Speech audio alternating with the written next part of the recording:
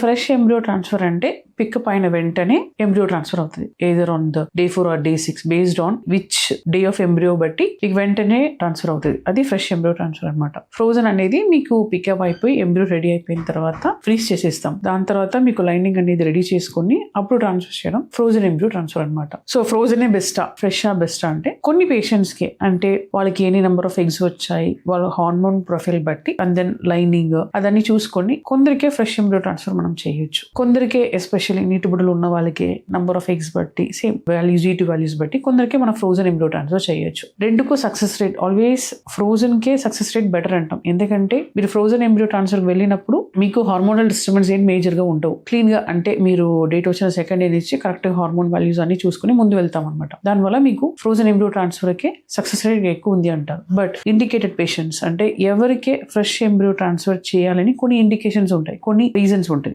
వాళ్ళకి మాత్రం మనం ఫ్రెష్ ఎంబ్రియో ట్రాన్స్ఫర్ చేస్తే ఆల్మోస్ట్ ద సక్సెస్ రేట్ అనేది ఈక్వల్ అండి. లైక్ మనకే, బట్ ఎవరికి ఫ్రెష్ ఎంబ్రియో ట్రాన్స్ఫర్ చేయాలి, ఎవరికి ఫ్రోజన్ ఎంబ్రియో ట్రాన్స్ఫర్ చేయాలి అనేది మనకి ఫస్ట్ మనము డిసైడ్ చేసుకోవాలి. Otherwise fresh and frozen almost same success రేటే ఉన్నాయి, మేజర్ డిఫరెన్స్ ఏమి ఉండవు. Main thing is patient profile చూసుకొని we can decide fresh or frozen.